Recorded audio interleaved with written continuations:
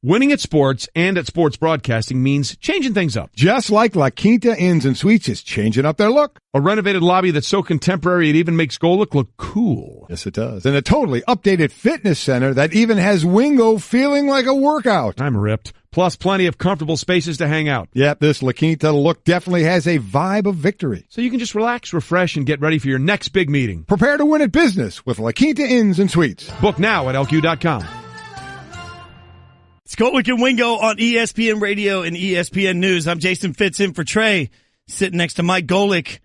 We're presented by Progressive Insurance. Phone guests appear on the Shell Pennzoil Performance Line. Don't forget you can tweet the 1-800-Flowers.com Twitter feed at Golic and Wingo. You just heard sort of the drama from last night as a Royal Rumble match broke out at a baseball game. Yankees, Red Sox get into a brawl, and I think the biggest takeaway for me has been you don't want to brawl with the Yankees. They've got a lot of size there, Mike. So in my mind, I'm looking at it saying we should run.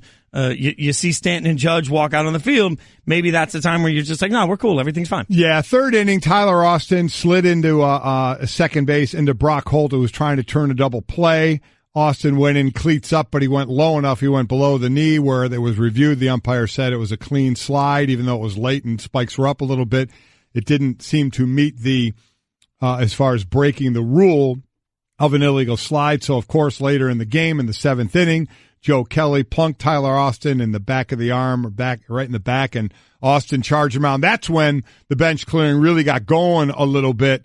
And then, Judge and Stanton got involved, and that kind of started to chill everybody out when those behemoths started jumping in the middle of the pile. This hour of Golic and Wingo brought to you by La Quinta Inns and Suites. Book at LQ.com. Win at business. You mentioned Joe Kelly afterwards. They asked if he was ready to fight. That's what he had to say. I was ready to defend myself.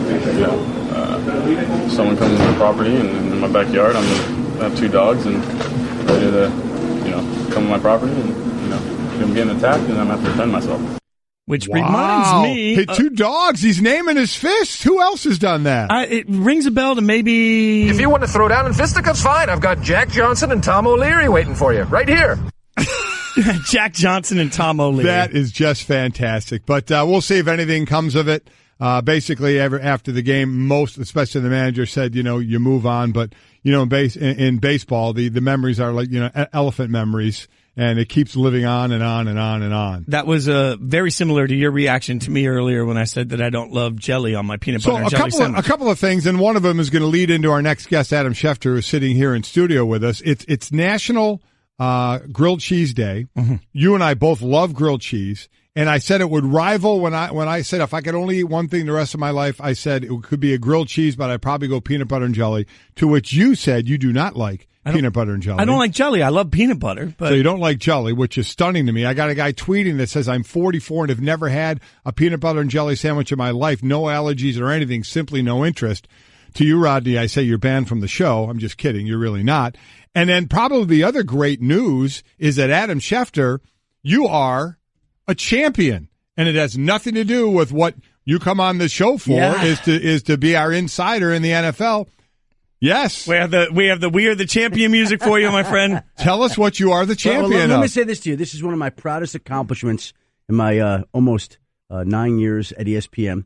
So you're working on a decade at ESPN. Correct. You break stories left and right in the NFL, and what you're about to say is one of my most proud accomplishments. Okay. Last night, for the very first time in my ESPN career, I won an ESPN Fantasy Championship. And in this particular case, I won an NBA Fantasy Championship. I beat Scott Clark, a producer here, who is a fantasy maven. What's the word? Maestro? Maestro. He's a maestro. That guy is unbelievable. Like, he would pick up somebody. I'm like, why is he picking up that guy? 5 threes. And you took him down. And you said you made the most moves of anybody? Yeah. The league ran all year long, obviously. And if you look at the moves, I think I made about 140 moves this year, which would be almost one per day. So the semifinals were 2 weeks. The finals were 17 days. That's 31 days. 31 straight days of staying up for every West Coast game, getting up late, watching every free throw, agonizing over every steal and every block shot. And it was torturous. I am so happy that the NBA fantasy playoffs are over so I can go back to bed for an hour at night. And I can speak to that a little. Like, one of my responsibilities here is hosting SportsCenter on Snapchat, which I do pretty regularly, and a lot of times I'm on that night show. And so it launches at 5 a.m. on Snapchat. We have to Congrats wait on for the Emmy nomination. Thank by you the way, very much. For you and all everybody else That's an accomplishment. Very cool thing. But the amazing part about that is that when we do the night show, you have to wait for the last West Coast game to end. I did not realize until I was doing that night in and night out how often we have 10:30 p.m. Eastern starts on a West Coast game that nobody's watching. Like, it's that West Coast game that you're like, oh, I guess that's what we're going to have on tonight. I commend your ability because we're sitting there just waiting for it to end. You're watching these games like a gambler in over his head. I mean, it's a little bit like that. Like last night in the absolute last round of the playoffs, the last night I picked up Montrezl Harrell of the Los Angeles Clippers. And he was 1 of 5 from the free throw line. He almost cost me the free throws, which was brutal, but he did go 6 of 12 from the field, so he helped my field goal percentage. Oh, my God. You are in it. You are hooked in line and sinker. But congratulations. Thank you. That's impressive. Well, no, it's not that impressive. It means absolutely nothing, but to me it means everything. Oh, you won. It absolutely means nothing, something. but to me it means everything. It's, just like I'm impressed with you guys, you and my son and a bunch of others for the Snapchat Emmy. That it was a pretty cool thing. It was pretty amazing. That's an accomplishment. Congratulations. What happens if you win that? There's like 5 of you, right? That kind of do that. Do you each get one, or do you have to cut up the one? I mean, because my son will try and take more of it than you. And I can't win. I'll crane. That's what we've learned. I'll do the crane. No, what I've learned from my understanding is that they give the network one, and then the rest of us, I think, have the option to purchase one should we want to, which I would gladly do. Of course you would. And I will walk around campus with it everywhere. Should. I'll just set it down and just be like, hey, I'm going to leave Emmy here. That's her name, Emmy, right here just to hold the spot. So how long have you been with the network now, Jason? Full-time, 3 months. 3 months. So, how about that? So in 3 months, and how many Emmy nominations do you now have? 1.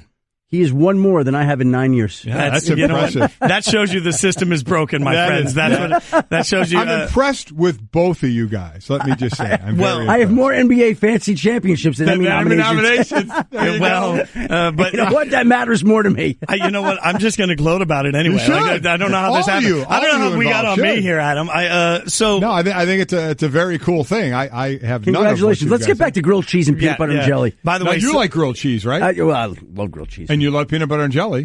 A very underrated sandwich. I don't know where you're coming from. I mean, peanut butter, I like. I don't need the jelly. You like no jelly. Like, no, I prefer apple butter if I want something, or like just butter, peanut butter and butter on a sandwich. But almond butter. Almond butter, I love. Yeah. I do like almond butter. I eat it by the spoonful. Like, I really don't need the bread. The bread's totally overrated. I just take the spoon in. My daughter likes that too. Well, see, great minds think alike. 9. Yeah, but she's brilliant. All right, so I'm gonna take it all day. So let's pick your brilliant mind, Adam Schefter, joining us. My endless mind. Right. Joining us in studio, giving us the Straight Talk, brought to you by Straight Talk Wireless, best phones, best networks, no contract. Odell Beckham Jr., you reported yesterday, no longer, it sounds like not going to be traded. Was this in your mind? Was this because they just couldn't get what they want for him? I think that's a lot of it. I think if they could have gotten the price that they wanted, I think they would have been more open to doing it. I think that they were ripe to deal him if the right offer came along. But it just didn't happen. And you saw the Rams go out and trade for Brandon Cooks, so that situation kind of went by the wayside. Other teams had spoken to them, and the Giants had wanted at least 2 ones. Who knows if they would have gotten that, but I don't think they ever would have settled. Like, I thought eventually they might take a 1 or 3, but it wasn't the point where, like, they felt like they had to move this guy. It was something, okay, let's see what's going to happen. Yeah, right. Exactly. Yeah. Let's see what's out there. Right. And if it does happen, it does happen, but it's not like we have to move Odell. Like, you see certain teams say, okay, we have to move this guy. They were never like that. But I thought once it got rolling like that, I just thought it had enough momentum that eventually they're going to trade this guy. That's what I thought. But it doesn't sound like that's going to happen. Now, look, something could always change. Sure. We'll see what happens here.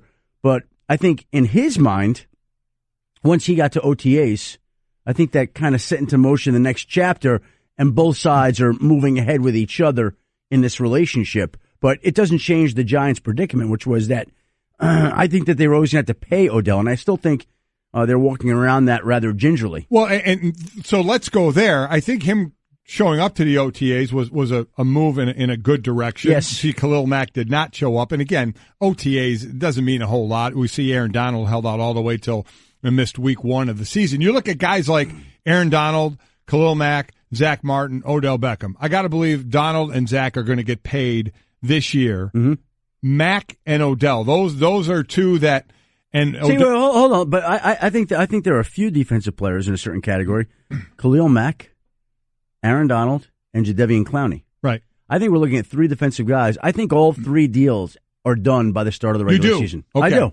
Yeah, I do. And I think all 3 deals done by the start of the regular season will be big monster deals. Oh, I think without question, I completely like $20 million a year. They're going to be massive. So is the one on the outside looking in? Because I think Zach Martin's going to get paid as well. Well, but here, Zach Martin has all the leverage there. Yeah. Because the price of guards has gone up so much that if the Dallas Cowboys want to keep him, I think it's going to be $14, $15 million a year. Well, Norwell just signed the biggest deal, right? That's so correct. I got to believe they could use that for the minimum. Right. I mean, Exactly. minimum. If Andrew Norwell got what he got, which is $14 million a year, or $13 million, you have to go back and look at the exact number.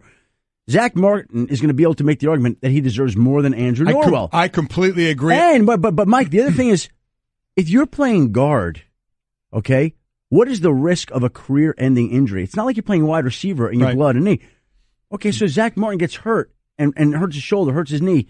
You knock on wood. You don't want anything to happen, but would he be able to come back and play at the same level next year? I believe he would. Yeah. What are the chances? Very low. So if I'm Zach Martin and the Cowboys don't offer what I want, I'm playing on the franchise tag for 2 years, and I'll get to the market when I'm 27, 28 and get a contract that dwarfs the one that Andrew Norwell got. Here's where I'm going to jump in on this one. I know that guy really well, and I think he'll end up signing. I think the Norwell deal right in that area, I think he'll be good. Get it done. I think he'll sign. And the guy loves just to play ball. He's going to still wear the same clothes he wore at Notre Dame. He's not a flashy guy. He's a great guy. And I do think he'll look at that and appreciate that and take it. That's just my opinion on knowing the guy for all the years he was at Notre Dame. We will certainly find out. He's going to get paid a lot. Was he in your son's year? He was my son. Yeah, he was in my son.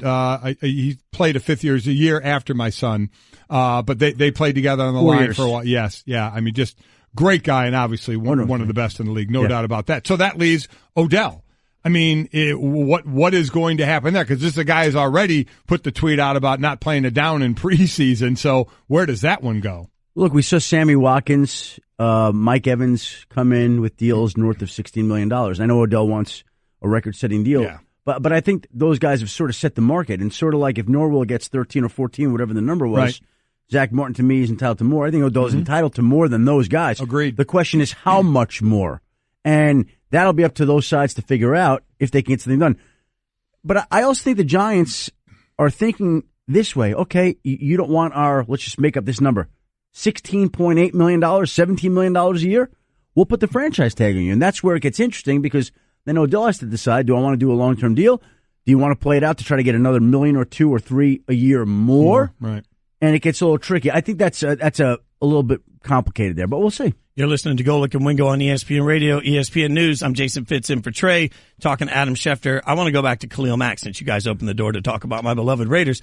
$20 million range, how can they afford, what's the long-term ramifications to having Derek Carr's contract and Khalil Mack's contract for Oakland? Well, listen, teams plan for this, Jason, and it's not like the Khalil Mack contract creeped up on the Raiders. They know that it's coming, and they know they have to pay him at some point in time.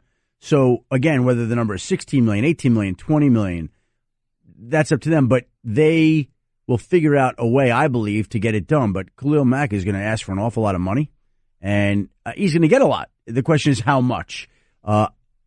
They plan for this. I don't think it's anything surprising. They'll find a way to fit it in. That's what teams do. Every team has got these situations. You have Dallas meeting with Des Bryant this week, right? And they want to get Zach Martin done and DeMarcus Lawrence done. So who do you want to pay? Look at the Rams. They're under $1 million under the cap right now, and they want to re-sign Brandon Cooks and Aaron Donald, and Todd Gurley's contract's coming up. So there's a lot of people to pay in L.A., and Marcus Peters, not to mention. So every team is wrestling with these sort of cap issues, again, which is why it's so important. If you get hit on a rookie quarterback like Jared Goff, who's on that first deal without getting the quarterback money, then you could spend some of that money on these other players. What do you make of the Richie Incognito retirement? Again, through Twitter and tweeting to the Bills and to the NFLPA that I'm done and talking about he went to his doctor. For those that don't know, it was at a doctor, and the doctor said, the stress is killing you, your organs, the stress, or you're shutting down and this and that. So he said he's done. Do we think this is true? Do we think he is done, or do we have any? I mean, this is a guy's had some issues. He sounded pretty resolute. He sounded pretty firm and convinced in his thinking. I don't have any reason to doubt him. If he says he's done, he's done. I think, you played it in the line, right? I think people don't understand the full amount of physical toll it takes on players. I always remember when John Elway was retiring, and he talked about how he wanted to keep playing, but physically, it just became too tough. That when he first got into the league, he'd wake up, he'd be sore on Monday, and then by Tuesday he was fine. And then a few years later, he was sore till Wednesday, and a few years later he was sore to Friday, and a few years later he was sore to the following Sunday. And it got to the point where eventually, when you're old enough and you're being hit enough, you play the season in perpetual pain, in perpetual soreness. And I think for somebody who's playing one of the line positions, who's banging your body as much as you are in games and practice, although not as much in practice anymore, it just, after a while, it just wears people out. It's enough. I have always seen that about offensive linemen, and seen it from the other side as well. My son was an offensive lineman. Jake, my son, who was in Zach's grade at Notre Dame, was a tight end. They're basically right by the offensive lineman, and they're always seeing the offensive linemen are the most neurotic crew there is out on the field. And I think while it's a stressful game, it can be, that is without question the most stressful unit out there. I want to get one more quick offensive lineman question in with you, Adam. Taylor Lewan is about to be paid, in theory, at Another some guy. point. There's a lot of guys. Yeah, there really is. But so is Marcus Mariota. Any indication? I mean, there's a whole regime change for the Titans. Is there any indication on how they're moving forward or what they're looking forward towards? Well, again, we see the offensive line market moving the way that it has. And we see the top offensive linemen getting paid more than they ever have, which is why, again, if you're Zach Martin, I know you say he's a regular guy and he'll be good with whatever money there is. But it doesn't mean you don't like money and listen to your agent, too, as well. But the business decision is the business decision. Right. And the money at those positions where there's a shortage of players is only going up. And so if you're Taylor Lewan or Zach Martin, whoever it may be on the offensive line, to me, you ride it out and you wait until there's a fair offer, because the money at those spots is only going up. With that being said, aren't we getting to the point for an NFL team where you're better off trying to renegotiate as soon as possible? Teams have tried to do that. I think, Joe Banner and Howie Roseman, they were at the forefront of this. The Philadelphia Eagles back in the mid-2000s, like 2004, 5, 6, they were signing these players, young players, to contracts way out. And what happened was, they were getting ahead of themselves. They had identified their talents on their team and signed them to deals that were so long and so heavily favored for the team that the player would get 2-3 years in, and he was massively underpaid. Teams have tried to do that for a while. It's nothing new.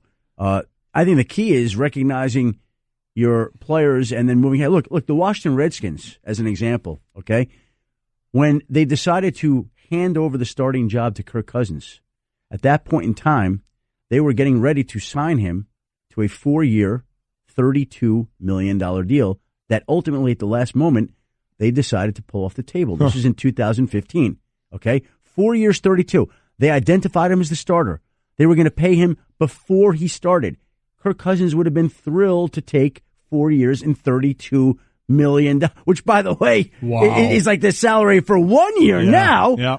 But it's an example of a team recognizing whether a guy can play and taking the progressive step that seems like it's costly at the time of signing him. What you're doing as a team is you're identifying that guy, trying to sign him in advance and betting on it. You're taking a little bit of a risk, but if you're right, and the chances are you should be, then that should pay off handsomely for you for a long time. By the way, the Redskins didn't follow through on the deal. They decided not to offer the deal.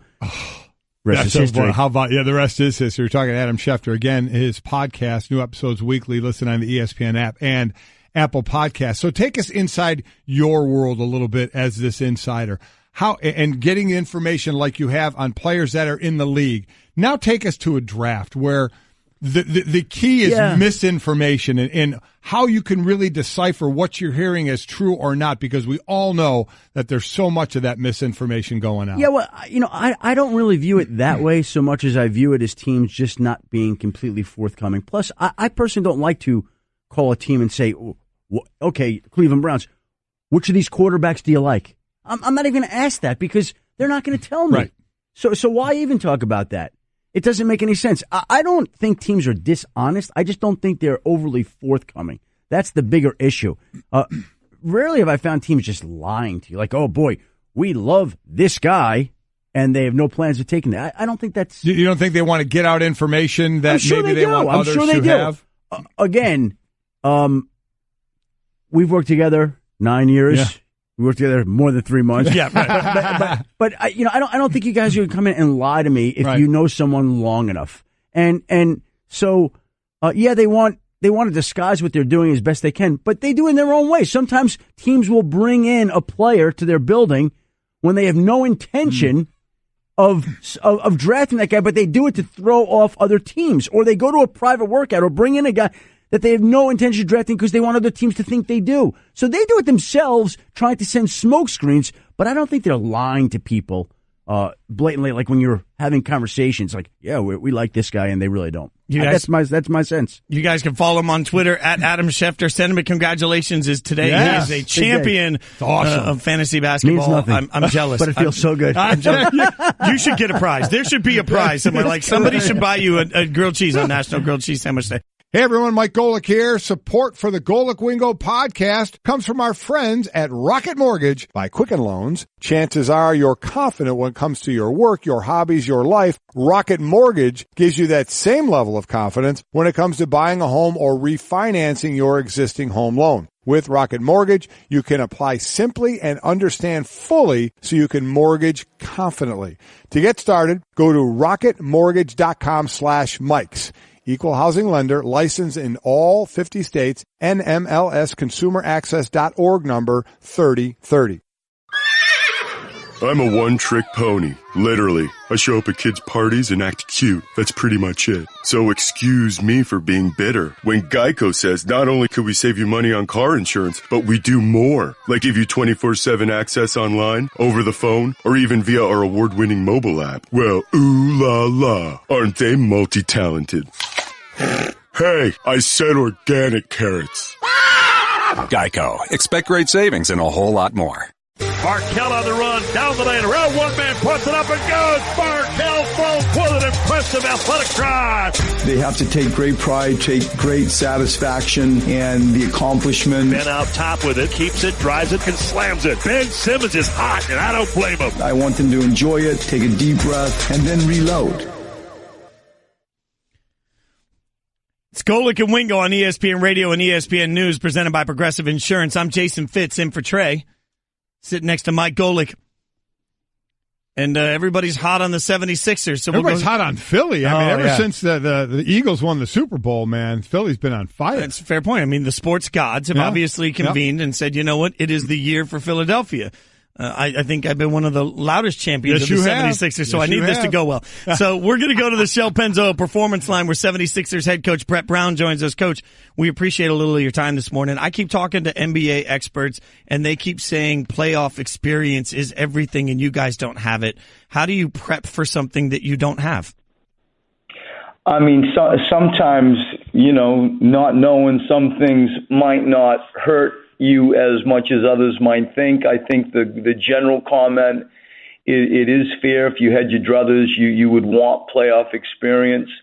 But sometimes, not knowing what you don't know isn't a bad thing. We play fast. We got a bunch of young players that are coming together, and maybe that's going to equal more of a free-minded type spirit and a free-flowing style, I hope. Coach, let's talk about your journey here. Your fifth year with the team. You go way back when you first started there. 19 wins, 18 wins, 10 wins, 28 wins, now 52. And we all understand the process. That term gets used so much. And from a professional standpoint, understood what's going on. But when all this was going on and there wasn't a lot of winning, how about you personally? There's you, the head coach, and then there's, Brett Brown just, having a personal and a regular life. How difficult, if it was that for you? I mean, the pain of losing Mike is certainly real. I think at this stage of my own career, I felt confident that I knew two things. First, what I thought you needed to do to truly set up a culture and a program, and I got ownership that was patient with me and us, and what they said they've in the rearview mirror have delivered on. And I think that when you sort of just tried to grow the program and continue to develop the people, I think the injuries, hurt us probably the most and set us back the most. But by and large, we just sort of stayed true to what we thought you needed to do to grow a program. And I think in the light of day, I hope we've chosen the right things. We're talking to Brett Brown, 76ers head coach on the Shell Pennzoil Performance Line. You guys are on a hot streak right now. Obviously, when Joel Embiid went down, everybody said you guys were done. What stood out to you in the 16-game win streak is the most surprising thing? Well, we played two different styles. You played away with Joel, and then all of a sudden you don't have Joel, and we went into a real sort of speedball game, a three-point game. The connection of the dots is we played good defense, different type of defense without Joel behind the team, but we were always, amongst the top 3 or 4 defensive teams in the NBA with or without Joel. And we continue to share the ball. We led the NBA in passes. We regularly had like 30-plus assist games. And I think if you can share the ball and play defense, those are two pretty important things to carry on. And I hope that we do that in the playoffs. Coach, you just said you play two different styles with and without Embiid. Does that make it difficult if he comes back in the middle of a series? It's a challenge, but it's a good challenge. All day, every day, I would want that. I think that Joel is the defensive player of the year. I think when you look at the numbers, just the raw numbers of what he has done defensively and where he sort of like pivots us as a team defensively, that I will take that back all day, every day. And what you do realize at times in the playoffs, it does become a half-court game. And right now, like our strength is our speed. We shoot threes, we get up and down, but it does slow down. And I learned that my 12 years with Pop and the Spurs, like Tim Duncan at times needed the ball. And Joel provides that, and I really can't wait to re-welcome him back into our team. Talking to Brett Brown, head coach of the Philadelphia 76ers. They get ready for the playoffs. They'll be hosting Miami Saturday, 8 Eastern on ESPN. So you're 57 years old. The first time I think it was basketball ops when you got into the NBA with the San Antonio Spurs back in 98. Joel Embiid was born in 1994. Ben Simmons was born in 1996. How, in today's pro sports, a coach that's been around a while, deal with the youth of today, the social media of today, and just the kind of the attitude of the young athlete today? It's really the part of this job, Mike, that I'm most attracted to. When I accepted the job 5 years ago, we kind of blew it up. You realize you actually had a chance to put your own thumbprint on your version of what is culture. And I had been a head coach for 17 years prior to coming with Pop, in the Spurs, and I'm the son of a coach. And so you really sort of tripped on this opportunity at a, I think, ripe time for my own stage of my career. And these young guys are a huge part of that, and teaching them and sharing stories and educating them. And to your point on social media, you learn quickly. Players of all ages, no matter what, want to be coached. They want to be told the truth. There has to be some level of law and order, and trying to grow these guys. And to date, I hope we have done that. Coach, you guys have had a lot of contribution from J.J. Redick. What's he been able to do this, and how's he been able to sort of stand out for you this year? Just as good an example as I have coached with his routine. You see the great players that I have been around all have sort of a rhythm to their day. They really adhere to a routine. They're maniacal in sort of their day-to-day preparation and their routine. And for our young guys to see JJ's preparation, his attention to detail with his fitness, the ability to, like the NBA is all about, you got to back it up. And so recovery and your health and all that matters. And there's a rhythm to your skill package. Where do you get your shots?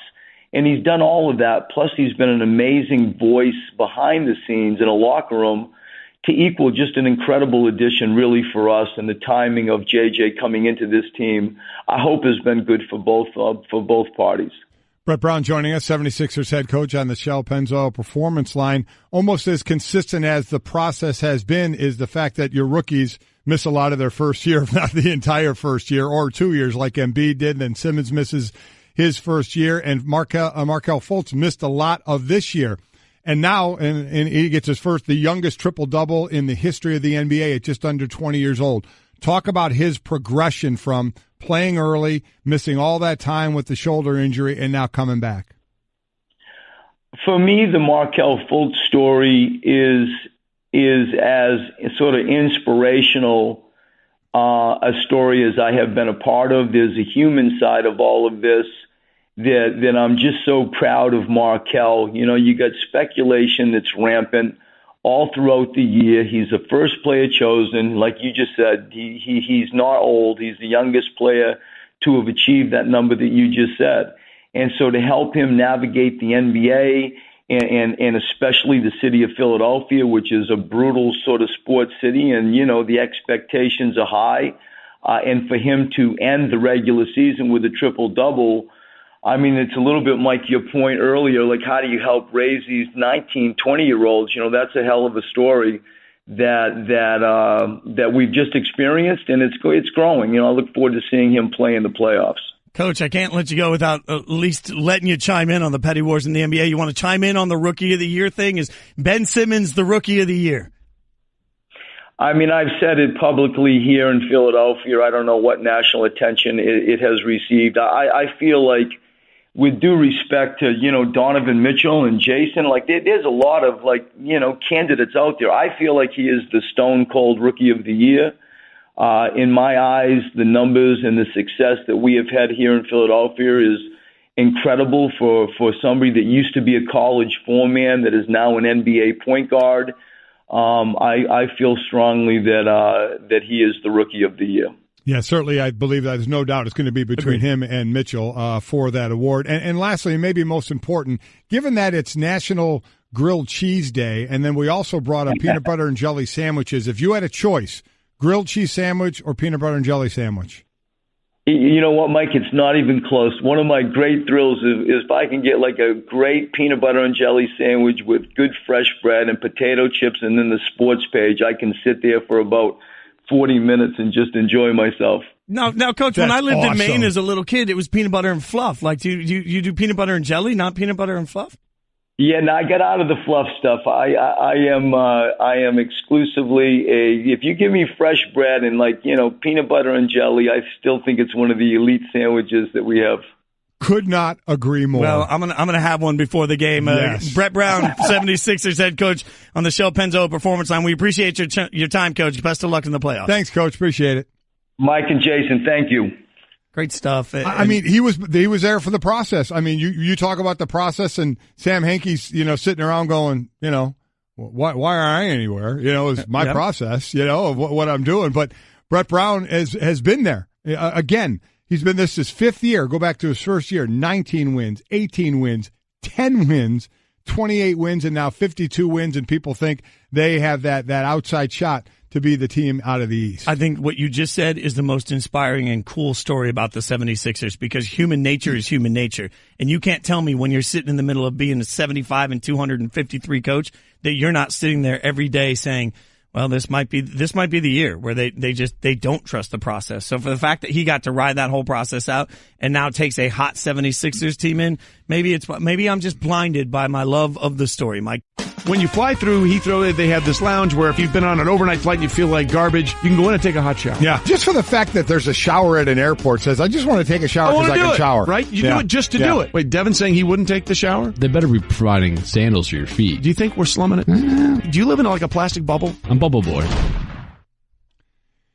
We are going to get to Bubble Boy in just a second on him paying off his bet last night and this morning. SportsCenter is brought to you by Post-it. If you work on a hot or rainy job site, you know how tough it can be to communicate clearly. But new Post-it Extreme Notes are water-resistant and extra sticky. So now you can get your message said and get the job done in any weather condition. New Post-it Extreme Notes. Buy them today. It's Golic and Wingo on ESPN Radio. I'm Jason Fitz, in for Trey. Mike Golic. And by the way, Bubble Boy was kind of spot on that one. Like the Heathrow showers. Yeah. I mean, I'm just saying, I spent a lot of time, you know, when we were touring, there are times that you pull into a truck stop and like nobody sits down and says, you know what I really want? A truck stop shower. Tell me how an airport shower is any different. Oh, I've done them. Fantastic. They're fantastic. Oh, I'm with Bubble Boy on this one, 100%. No, you can wait. I mean, how many more hours do you have to fly? Like, you don't have another day to fly. You just got another, like, a lot of hours when I was flying to Africa and South Africa, so I could use a nice shower. Oh, my God. So, at this point, you know who doesn't have time to shower? Woj. He's too busy. We've got one. Woj bomb. I love that. I do too. Adrian Wojnarowski, just proven I actually know how to say the last name, has tweeted out another breaking piece of news this morning as NBA coaches already start to get canned. Orlando has dismissed coach Frank Vogel, something that I think the rumor mill has been seeing coming for the last couple of weeks, Mike, but something that a lot of people around the Orlando franchise, I don't know that necessarily agree with the move. They don't have a lot of players. Like, who's there? They don't. He's been there, 2 years? Yeah. I mean, the leash is ridiculous anymore. 2 years. Hey, 2 years, you have no talent. Good luck. Have a ball. You know, all I got to say with these coaches, sign a nice 4 or 5 year deal so you got that nice buffer of that. I don't know how many years he signed in his deal, but get that nice buffer of getting checks sent to your house when you're put in a no-win situation. Again, here's your team. You got no players. Have a ball. You got 2 years. He won 29 games and 25 games, and he's out. So they'll be looking for a new coach. Woj already reported, happened, fourth? Woj bomb. Woj bomb. That Jeff Hornacek, not the coach with the Knicks anymore, fired there.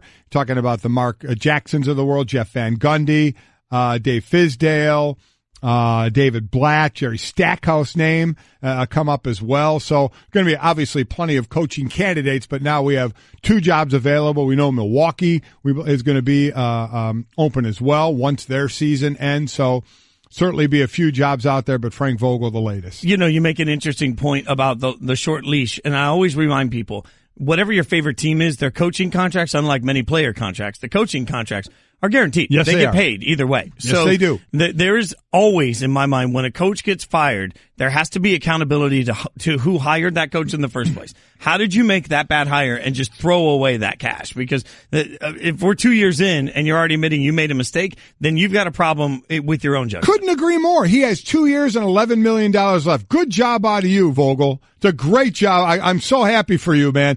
2 years, no talent, and you get canned. Enjoy those checks, man, as they keep coming to you. I couldn't agree more. I will. I'll leave Frank this. Vogel, I think, is a good coach. I'll leave this show for 2 years, like $8 million, if you want. Like, That'd be nice, huh? That's fair. I just won't do it again. We got a bunch more NBA coming up in just a few minutes. As Carlos Boozer's going to join us, but we had some awkward moments this morning with Bubble Boy that I'm not sure I'll ever forget, Mike. Again, Devin lost the bet here we had amongst our staff. You scored one of the lowest I've ever seen in a long time. It was pathetic. Probably in the whole country. It was horrific. So last night he had to sleep in my office. I said he couldn't sleep on the couch. He did sleep on the couch. I'm glad you were honest about it, so I'm not going to hold anything against you there. And then he had to put the product every morning. Hope, our makeup artist, comes in and does makeup for us for TV and puts product in my hair. And this morning Devin had to put product in my hair. So I thought you started out a little timid. I thought you finished up strong. How was the experience for you putting gel, paste, and hairspray in my hair? It was, at first, it was a little intimidating, but as soon as I got in there, I loved it, honestly. Intimidating because of my greatness or what? Well, I said it earlier this morning. There's a lot of hype around your hair. Yeah.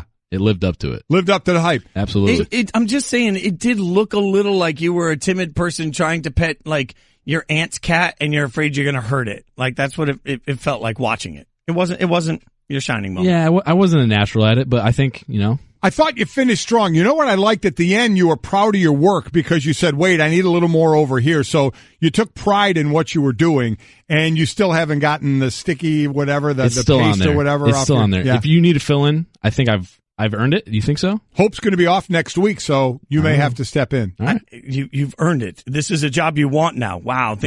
And why did you not throw a party in his office? I mean, he said you had to sleep there. He didn't say you couldn't bring 10 friends. Coming up, who poses the biggest threat to another finals repeat? Carlos Boozer joins us next on Golic and Wingo on ESPN Radio and ESPN News. No parties.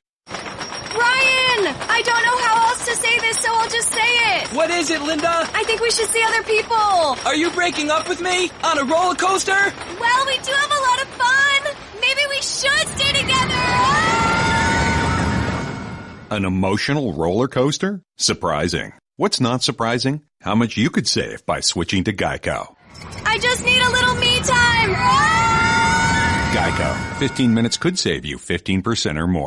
Winning at sports and at sports broadcasting means changing things up. Just like La Quinta Inns and Suites is changing up their look. A renovated lobby that's so contemporary it even makes Golic look cool. Yes, it does. And a totally updated fitness center that even has Wingo feeling like a workout. I'm ripped. Plus plenty of comfortable spaces to hang out. Yep, this La Quinta look definitely has a vibe of victory. So you can just relax, refresh, and get ready for your next big meeting. Prepare to win at business with La Quinta Inns and Suites. Book now at LQ.com. Austin, after that slide, you had to watch his next at bat. And there it is. And Austin does not like it. Now he's going to head toward the mound. Now this is a brawl.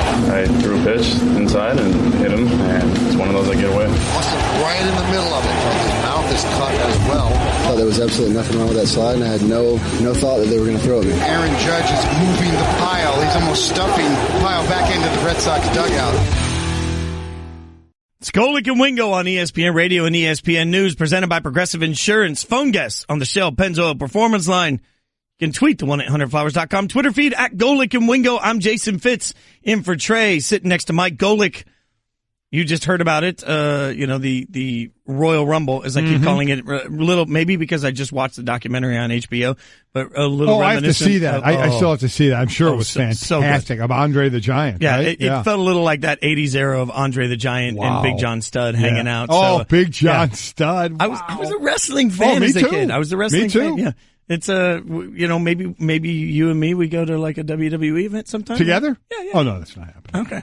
Okay. Well, I thought we had it. I thought, I'll bring a peanut butter and jelly we were sandwich. at the movie last night, but we were there with my wife and Mike, my son there. I mean, they were hanger-ons, right? Like it was me and you really hanging out. Kind of the hanger-on. Well, that's probably another thing. That's probably a fair point.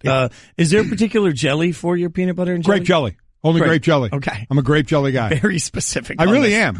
Yeah. Very specific. Okay. Yeah. But no strawberry. Not really. Don't really like it. I could eat peanut butter and jelly every day, though the grilled cheese, and it is National Grilled Cheese Day, comes in a close second as something I could have every day. But a lot of times that's got to be hot. You want that, the cheesy, the melting PB&J. You can eat anytime, anywhere. Brett did inform us, was it Brett that informed us earlier about the grill definition? The definition of grilling. Somebody said I've never grilled one on the grill. It doesn't really mean that. It turns out that the definition basically says cooking on a frying pan counts as grilling. Yeah, so that's exactly right. That's summarizing you're welcome, America. Yeah, so we've now told everybody. So now let's get you caught up with what's trending.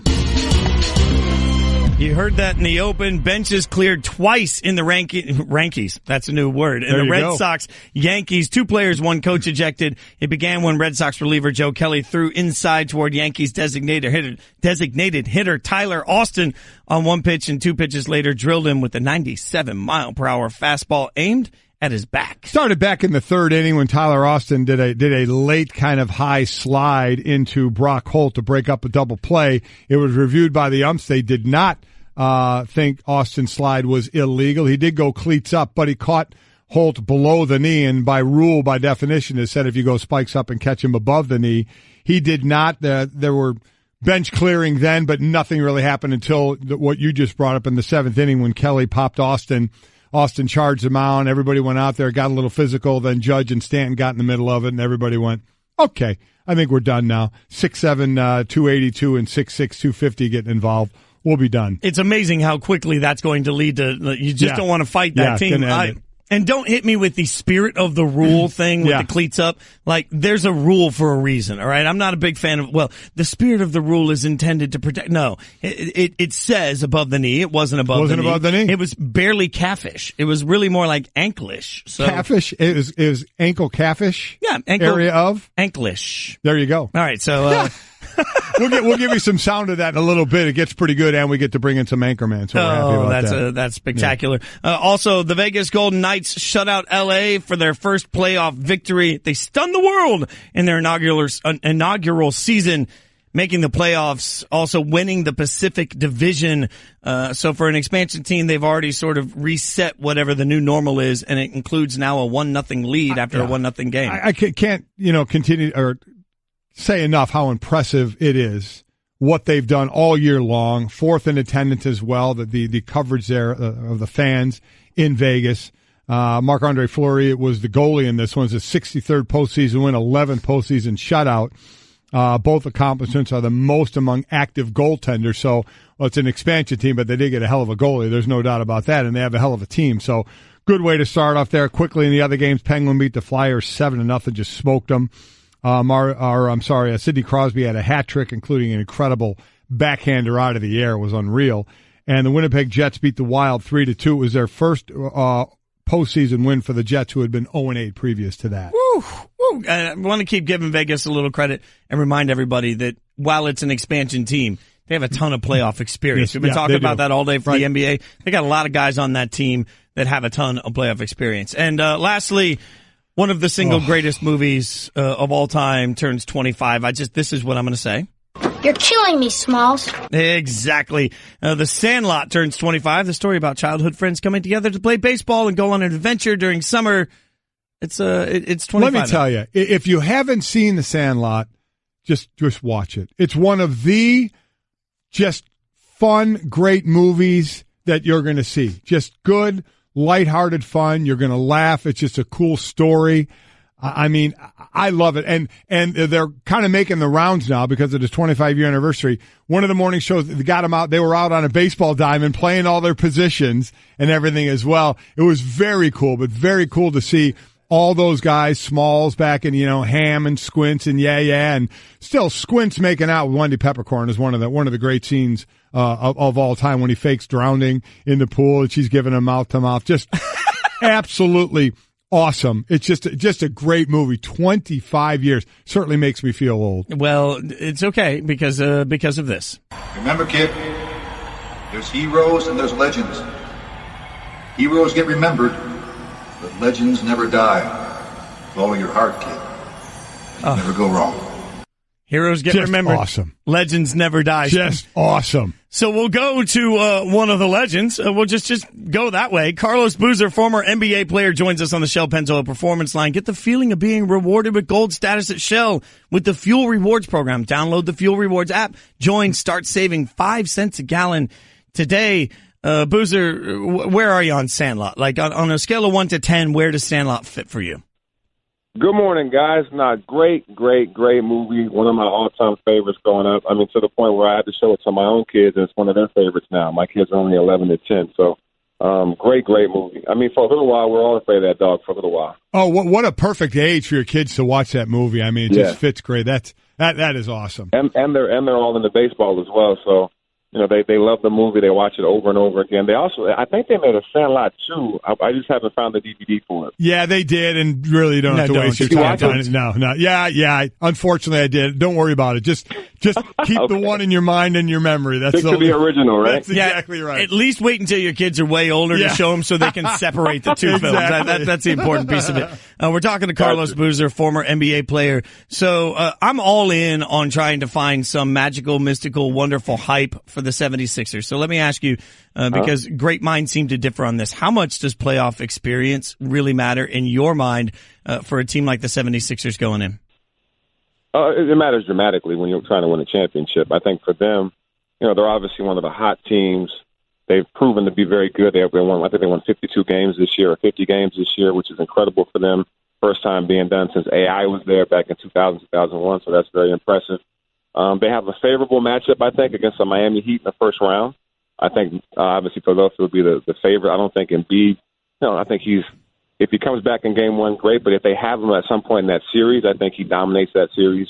I think there's no dynamic player like Ben Simmons in that series. He's the only one that can do what he does in that series. So I think they have a very favorable matchup against the Miami Heat. But I'm gonna tell you, when you're talking about the process, they've done very well in the draft. They got a good coaching staff in place. They put some good veterans around them, great shooters around those two studs, and building going forward.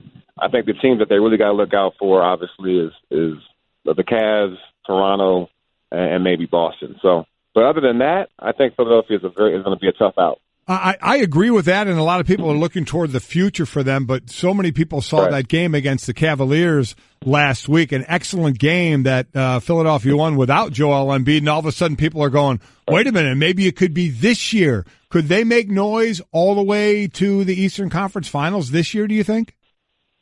I mean, listen, this is professional sports, guys, and you can never count a team out. You know, these are the pros. They're all very good. You know, they're there for a reason. But they're going to have to play against LeBron James, and he's just one of those guys that comes around once in a lifetime, if at all, and he figures out ways to win. You know, he's one of those guys that will figure out a way to double Joel Embiid and make all those other guys take pressure shots, make Covington make pressure shots, make J.J. Redick make pressure shots, you know, make Ben Simmons take a jump shot, you know, because he's incredible getting to the hoop and he finds ways to get there. So I just feel like in that series, especially against a LeBron James-led team, they'll figure out ways to beat them. So Carlos Boozer joining us on the Shell Pennzoil Performance Line. Who in the East matches up well enough to stop LeBron? I mean, I think Philly matches up very well. I think that the two toughest teams, I think Toronto. I'm going to say this before I get to that. I think that Toronto Wizards series could be very interesting. I'm a big John Wall fan, even though I do think Lowry's very good. I'm a big John Wall fan. I think DeRozan is amazing. I think Bill's going to grow up in front of our eyes. I think he did a lot this season playing without John Wall. But that 1-8 matchup could be very interesting. I got LeBron. I got the Cavs coming out of the East. You know, looking at this series, looking at what they have in front of them, the Indiana Pacers. Even though the Indiana did very well against them in the regular season, the postseason is very different, and I see them getting by that one pretty good. I got them with an easy track to the conference finals, and I got them coming out the East for sure. You know, on LeBron, but more, I guess, on the way he's gone about it. He played 82 games for the first time in his career in his 15th season. So we know he's a special player, but how much of that, in your mind, is also today's training methods for the players as opposed to back in the day, whether you want to go back a decade or even 2 decades, of how players take care of themselves as opposed to then? Yeah, it's evolved. You know, I mean, there's so much more things that guys do now. You know, hot, cold, you know, warm, cold, ice, stretching, yoga's taking over. You know, the way all these analytics that we put stuff for our bodies to check our heart rate during practices, so we know if we're starting to get fatigued, even though we can feel it after we run 1,000 sprints. But regardless, they have the science on it now as well. LeBron's taking this season very serious. I mean, it could be argued that this is his best season. You know, he's averaging, 28 points, 9 assists, 9 rebounds, played all 82 games, played the most minutes since he was 26, had over 2,000 points. He's in, obviously, phenomenal shape, but you could tell that he's taking this season very serious. The one thing I will tell you about the team, it's going to be interesting to see the rest of those guys. You know, obviously he can lean on Kevin Love, he can lean on Tristan Thompson. You know, they won championships together, J.R. Smith. But the other guys, you know, Clarkson, this will be his first playoffs. You know, the young guy Nance Jr., first playoffs. You know, Rodney Hood's going to have a big role. George Hill will come into play. There's obviously Ty Lue being a coach, but it's going to be interesting to see how the other guys, Kyle Korver making big shots in the playoffs, to see how the other guys respond, especially without a closer, a guy that made some really big shots for these guys over the years, and Kyrie Irving not being there. I'm curious, Carlos, again on the training method and where athletes are now. You got in the league in, I believe, 2002, so 16 years ago. Is there something when you first got in the league that you did as far as nutrition and or training that just is not done anymore, is completely gone? Maybe. I mean, when I got in the league, it was a lot of ice. You know, guys would get in the cold tub after practice, get in the hot tub before practice. And I was 20. I'm like, why are you guys doing that? But obviously, after 3 or 4 playoff runs, I understood. My body ached a little bit too.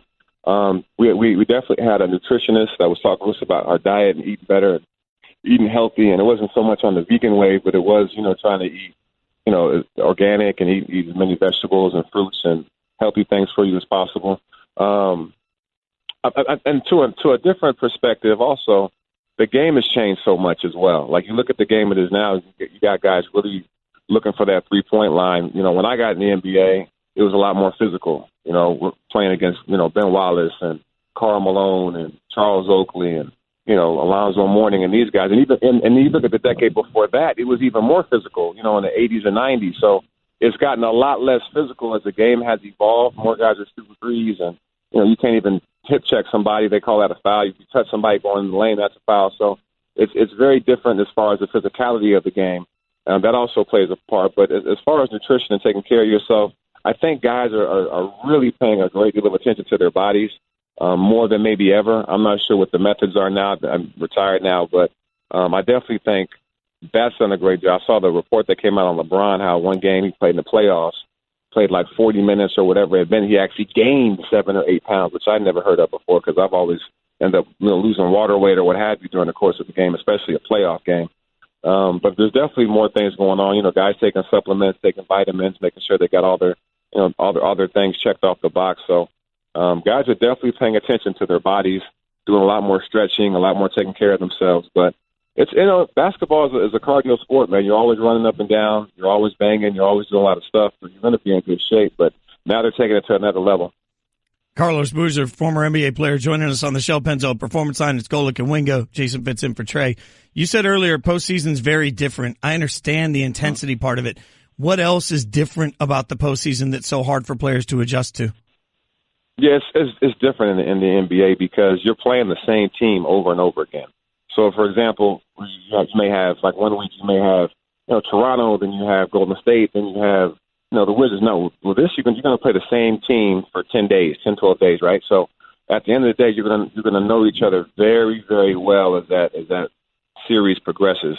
So, all the quick moves the things that you're going to see in Game 1, you may not see in Game 3 or 4 because you're going to cut those off. And the thing about the playoffs is you lock in on a certain team to make them have to go towards their weaknesses and see if how weak they really are at it. You're going to try to take away all their strengths. So if a guy likes to drive left and finish, you're going to try to make him go right, and vice versa. If the guy's really a knockdown shooter, you're going to give him no airspace to make him put the ball on the floor to see if he turns the ball over.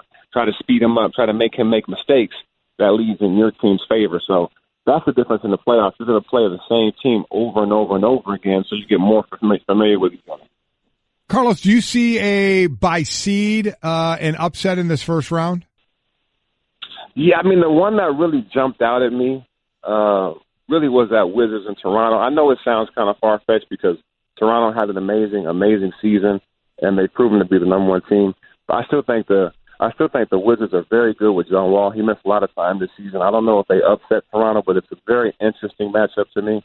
On the Western side, I know everybody's chopping down Kevin Durant and all, put him under a microscope because Steph Curry's not there to see what they do with the Spurs. But remember, Golden State has other guys. I think that Spurs team, even though they're led by Greg Popovich and have a storied franchise, and we have so much respect for that organization, they don't have Kawhi this year. So I don't see that being an upset. I see them coming out of that pretty good. I do think that Houston series with Minnesota could be interesting. I know Tibbs he loves defense. That's his calling card. I think Jimmy Butler's going to relish in that matchup with James Harden. I don't see an upset there, but I think it could go a little bit longer than a sweep. It could be 6 games, but the only one I really got circled for me is that Toronto-Washington game. I really like that series for some reason. So we've been having a debate all over sports media for the last week on who the Rookie of the Year is. You played in the league. You're smarter than all of us. Who's the Rookie of the Year? I would give it to Ben Simmons. I think Mitchell's done a hell of a job and made a hell of a case, and I love what he's done for that Utah franchise. But Ben Simmons leads almost all rookies in every category except the scoring one, which is very impressive to me. He's walking triple-double. He's played incredible since February. And I'm not taking anything away from Donovan Mitchell, but I'm also say this. This could be the year that we see what happened with Grant Hill and Jason Kidd, where they have a co-rookie of the year. Both guys led the team to the playoffs. But, you didn't know how they were going to do. Joel Embiid missed a lot of time this year. They played in the whole season without Gordon Hayward, who was, they were hoping to have back.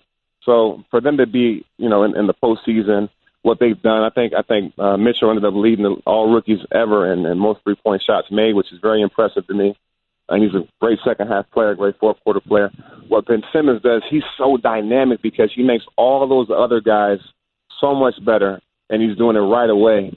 This could be one of those years where we have a co-rookie of the year, which happened, in '95 with Grant and Jay Kidd. Yep, we have heard that before, saying we may get co-rookie a year player. So we'll wait and see what happens there. And then the biggest question of the morning, Carlos, is it is National Grilled Cheese Day, but we're giving you a choice. You can only have one sandwich, the grilled cheese sandwich or a peanut butter and jelly sandwich. What direction you go? Oh, that's tough. I'm a big fan of both. I'm a big strawberry and peanut butter jam guy.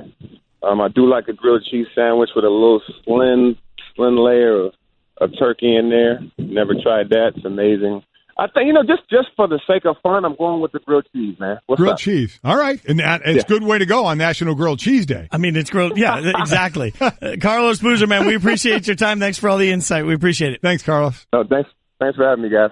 Great stuff from him. We had Ryan Hollins on yesterday, former NBA player as well, saying he thinks he thinks Donovan Mitchell should be the MVP. And most everybody else says Ben Simmons, but both have said maybe wouldn't be shocking if they're co-winners. I have been saying that on Spain and Fitz for a couple of weeks that we need co-MVPs. Wouldn't that be unsatisfying? No. You got two deserving candidates. If there's no delineating factor, because I wanted to use a big word. Then thank you. And I think you used it correctly. We're just going to go with Twitter. Will tell me quickly. I'm sure. That's very true. One of my favorite stats entering last night's game. I haven't factored in last night's, but one of my favorite stats entering last night's game was that, as he mentioned, Donovan set the rookie record, 186 3-pointers made. Ben Simmons. Zero, yeah, for the season. Yeah. He's less than 186. Ben Simmons wins the freak show, though. At 6'10", and how he handles the ball and doing what he does is ridiculous. It's remarkable. He does so many other things well. It's not to take away from. I just find it humorous. Hey, everyone. Mike Golic here. Support for the Golic Wingo podcast comes from our friends at Rocket Mortgage by Quicken Loans. Chances are you're confident when it comes to your work, your hobbies, your life. Rocket Mortgage gives you that same level of confidence when it comes to buying a home or refinancing your existing home loan. Rocket Mortgage is simple, allowing you to fully understand all the details and be confident you're getting the right mortgage for you. To get started, go to rocketmortgage.com/Mikes. Equal housing lender, licensed in all 50 states, NMLS, consumeraccess.org number 3030.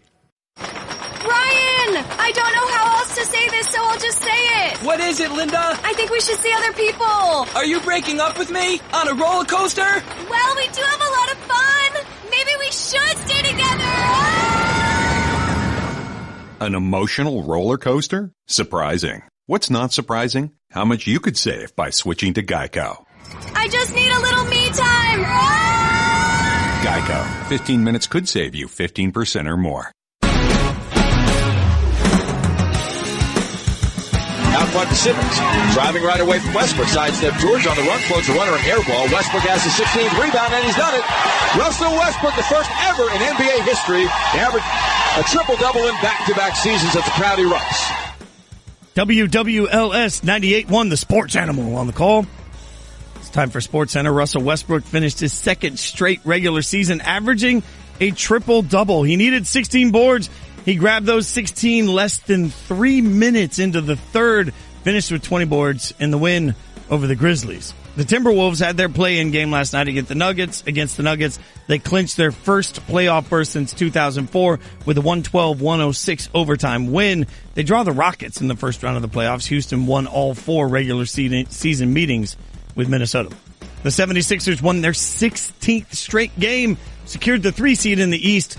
It wasn't all laughs for Philly sports last night. That's because the Flyers opened the playoffs by losing 7-0 to the 2-time defending Cup champion Penguins. Sidney Crosby logging his 3rd career postseason hat trick. It was ugly. Sports Center is brought to you by Sport Clips. Do your hair a favor by checking in online and arriving just in time for your Sport Clips MVP haircut experience while you surround yourself with sports and only sports on TV. Great cut, massaging shampoo, and hot steam towel. Claim your spot today. SportClips.com/check-in. Hey, Golic and Wingo, it's Ash down in Texas. I said I'd call you back after the Winnipeg game. Tell you what, Winnipeg looks real. Exciting time for those crazy Winnipeggers. No ticket to the game, but they're still there cheering, watching it outside in freezing temperatures. That's pretty much a summer day for those folks up there in the Peg. First win for Winnipeg in the postseason. They'd been 0-8 in the postseason since the franchise began as the Atlanta Thrashers back in 1999. They beat the Minnesota Wild 3-2 last night. The first games in the first round of the NHL playoffs. Standing outside is really cool. They do that in Nashville. So are block parties with musical acts like Vegas did, like Nashville does. And what you guys do there? I'm just saying, really, really cool having an act play a show outside on the pavilion before the playoff game, Vegas, which is what. How Nashville long you been does. in the league? Nashville? Yeah. 20 years. Okay. All right. Ish.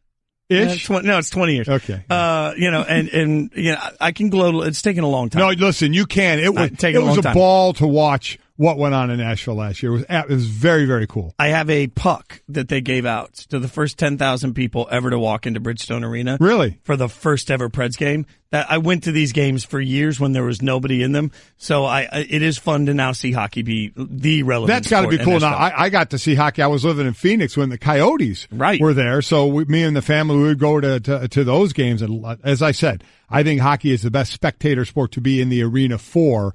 That there is, and when you get into the playoffs, it's like the time right now is just fantastic for the beards that are grown and the games that are played. Yeah, I should not grow the beard, but nothing but love for Vegas, where I was born and raised as a little kid. So it's nice. Yeah, the first professional franchise in Las Vegas is out there taking all of this. They're taking inspiration from Nashville and making it their own. I like this. Oh my God. I like it. That's fine. Speaking of spectacles, there was one last night between the Yankees and the Red Sox, which, by the way, you could have listened to with ESPN Radio and tune in. We've got the MLB season in the palm of your hand. Listen to live MLB games on ESPN Radio on the TuneIn app. Check out how TuneIn Premium gives you every home call of every team all season long. Sign up today for a free 30-day trial of TuneIn Premium. Just go to the App Store on Android or iOS and download TuneIn today to start your free trial. It all started in the bottom of the third. Mm-hmm. At that point, Tyler Austin was on first base. He was getting to second base, and he slid on into Brock Holt, Red Sox shortstop. And he slid cleats up. Cleats up and a little late into the sliding cleats up. Aggressive, as they say, air quotes. He was aggressive with it. So then you flash forward. So there was a little bench clearing there, but everybody kind of jogged out there. There was no pushing and shoving, just some jabbing back and forth. But then it got going. Then this happened. That didn't hit him. Austin slammed his bat on the ground, now heads toward the mound, and he's ready to swing. He and Kelly go down on the ground, both benches empty. We have a brawl in Boston, and the brawl is going on. Austin had slid hard into Holt, and so Kelly hit him with a pitch, and Austin charged the mound. Look, there's payback and there's payback. You don't hit a batter there throwing 98 miles an hour. You just don't do that. That's his life. Never mind his career. That's his life. Are you kidding me?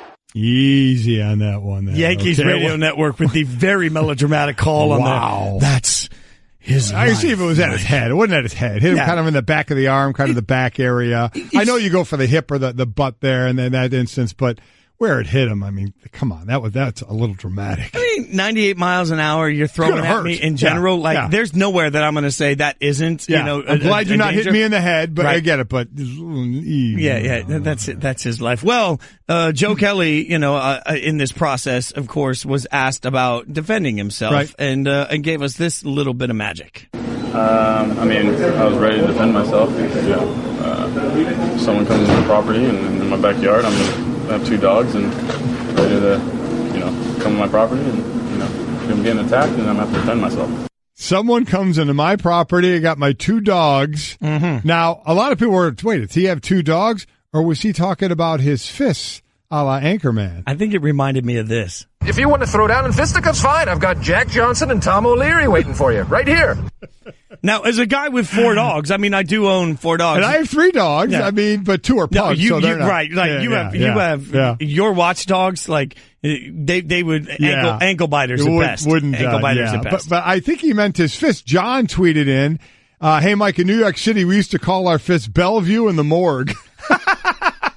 Bellevue, obviously, for the hospital. He said, as in you on Bellevue or the morgue? Oh, that's remarkable. I just have to hear it again. If you want to throw down in fisticuffs, fine. I've got Jack Johnson and Tom O'Leary waiting for you right here.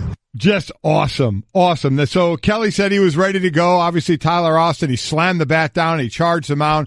Kelly, at that point, kind of played the backing off type of, how he was going to approach this fight. So that got a little more physical, that fight, and then basically Judge and Stanton got involved at 6'8", 280 and 6'6", 250, and that kind of closed out. Do we have the Brock Holt? Do you have it here? Do we have it there? Brock Holt, the shortstop, who is not an overly large person, did talk about the fact of the size of the Yankees, especially those two players, and how much do you really want to get involved in a fight, if those two guys are going to be involved. I think we do have it here. Yeah, this is Brock. As soon as you see Judge or Stanton come in there, I think they were one of the first two in the first scuffle, and I'll start backing up at that point. So, no, it's fun. We're playing hard. They're playing hard, and it's just part of it.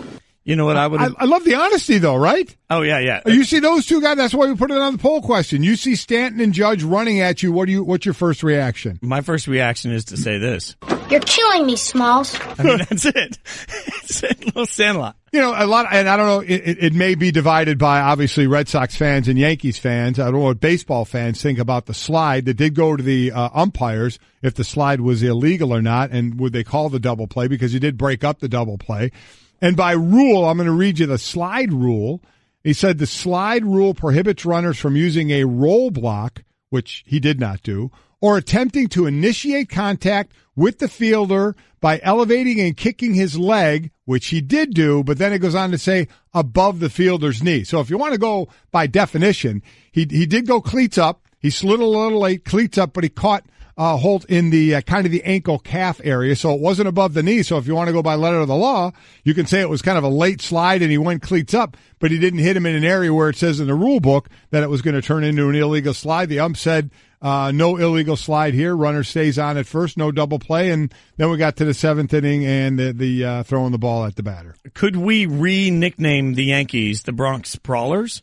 I mean, listen, one thing I would say, when you got the size you do out of some of those guys, let's just say you're not backing away from anything. You're certainly, I don't know if you're always looking for a fight, but if one presents itself, I think you really, you're going to go, because they're not the only small guys at all. I mean, Gary Sanchez is 6'2", 230 pounds, to go along with the 282 and the what is, I'm not even sure what, I think 250 or 260 is what Stanton, he's listed at 245, 6'6", 245. So big and big.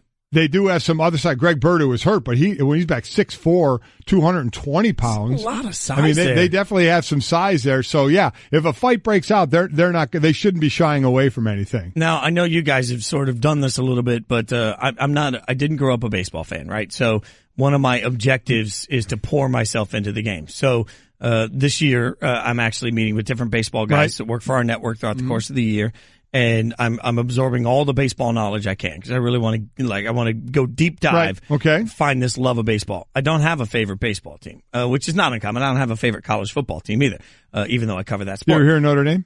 Yes, I've heard of them. You go ahead and feel free to jump on that bandwagon. Well, all right, never mind. We don't want you. Just from that answer right there, we don't want you. That's fair. So you're going to go now. Bubble Boy has latched on to the Chicago White Sox. Right, I heard that. To the point of, because he said of the farm system, to the point of not knowing who the players are or what position they play, but he's still backing that team.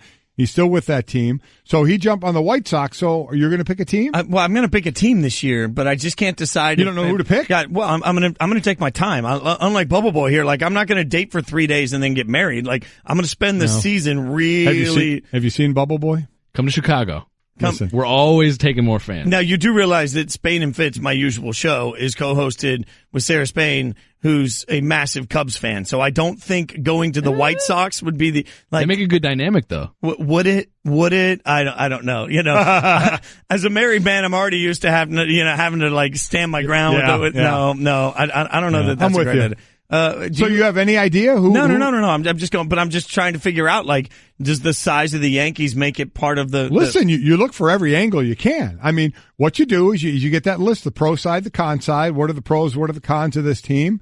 Do I like what they're going? Do I like some of the players on each of the teams? I mean, maybe the Angels is a team that you want to jump on with the storyline going on there. Shohei. Yeah, there you go. I mean, 3 home runs already, 8 RBIs, pitching well. I mean, it's been.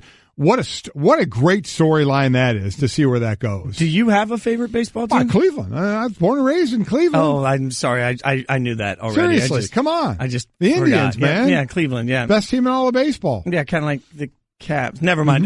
Coming up, does anyone want the Knicks job? We'll tell you next on Golic and Wingo on ESPN Radio and ESPN News. Hey, Golic and Wingo. It's Michael in Winnipeg calling to talk to you about the Penguins. Penguins look good. Flyers were definitely not flying, and the Penguins probably could sweep this series. That's all. Have a good day. Bye. Golic and Wingo presented by Progressive Home Insurance. Getting a quote is easier than ever. We have people calling and leaving their messages about the games last night, the hockey games. You can do that at 860-506-5505. Talking about the Penguins. 7-0 win over the Flyers. The hat trick by Sidney Crosby, including the backhander out of the air. It was unbelievable. I swatted that in. I heard on First and Last earlier this morning with Golic Jr. that little audio of Sidney saying, you just get in front of the net and good things happen. And that there is a level of playoff hockey is about, can you get in the front of the net? Can you disrupt? And then can your goaltenders play well? Yeah. And my God, that definitely happened for Pittsburgh in spades last night. Sure did. Again, they've really owned the Flyers all year, beat them all 5 times in the regular season, scored 27 goals. So as the first round gets going there, I said that wrong. We were talking about grilled cheese and then peanut butter and jelly and the mixture. This person said peanut butter and bacon. I don't like peanut butter, and I like bacon and I like peanut butter and I like chocolate, but I don't like the mixture. I like peanut butter and chocolate mixture. Okay. I said it wrong. Okay. I don't like chocolate and bacon mixed together. Like I thought because we've been talking about the Royal Rumble aspect of the brawl all morning. I thought we were going to have like a Hulk Hogan, Andre the Giant moment. Yeah, here. No. I was going to have to pick you up and body slam you. I felt bad about it. I said that wrong. So. Well, you may stay for the duration of the show. Thank you very much. I appreciate that. Thank you. Good picture, by the way, at Golic and Wingo, a bubble boy. He had to sleep in my office last night and then put the product in my hair this morning. He's on my couch. I said he couldn't sleep on the couch, and yet he did. And there's a picture of him sleeping on the couch. At least he was open and honest about it. Yeah, so and alone. At least he was alone, too. That was another key piece of that. That's a good point. When I heard he was sleeping in your office... Well, again, I thought he was going to throw a party. Again, it's Bubble Boy. Do we think he was going to be anything but alone? That's fair. I know better. That's fair. So speaking of alone right now, the Knicks are alone. Mm-hmm. The Magic are alone. They both fired their respective head coaches. We continue to monitor what's happening, throughout the day as it's a busy day for Woj. Aren't they all busy at this point? But we're keeping an eye on head coaching jobs open in the NBA, Mike, and I can't help but look at it and wonder if you are Jerry Stackhouse, who led the Toronto G League team to their championship respectively and is a very hot name right now, and you can pick any job in the world. Why New York? Well, I guess here's the thing. So we know New York's open. Frank Vogel got let go from Orlando. That's open. Milwaukee's been living with the interim coach, so that's going to be open. There are reports about Doc Rivers with the Clippers in L.A. That may be open. So now, if you're someone that has choices, you start ranking jobs. Mm-hmm. Would you say Orlando is probably on the bottom of that pile? Yes. Again, Frank Vogel, 2 years there He's got 2 years and $11 million still coming to him, because they gave him 2 years and then canned him. The short leash is amazing in basketball, or can be.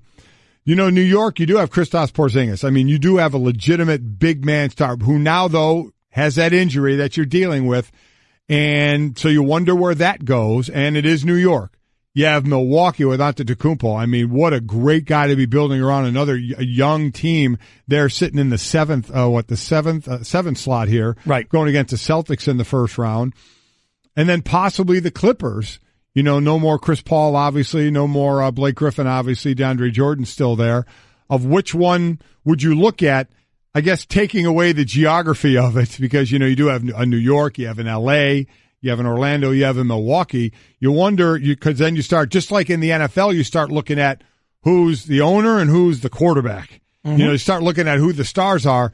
It's tough to get any better than Antetokounmpo at this point, wouldn't it be? And that, to me, is why Milwaukee is actually the most appealing job. I do love Milwaukee as a city, I'll admit that. But the expectations in and around Milwaukee are not going to be the same as they are in New York. At the end of the day, New York has a couple of things against it for the Knicks head coaching job. Number one is, as you mentioned, it's New York. So, yes, I understand if you can make it there and wow, you're a golden god. Right. But also, if you can't, then you're vilified and you can't even go out in public without being just chided everywhere you go. You also have an owner there that has a reputation as being, at best, difficult to deal with, right? You don't have any of those things in Milwaukee. The fact is you can be the head coach of the Bucks and go across the street from the Bradley Center and have dinner and nobody's going to stop you. I mean, that's a part of this. So you can sort of live in just your job without any of the extra pressure around you. You can just go out and sort of do your thing. And you're doing it with Antetokounmpo there with you. You have a star and you have stability and you have anonymity while you go out and you set whatever the base is for what you're going to be with less expectations. I mean, that sounds easier. You say that even if the Clippers opens up over L.A.?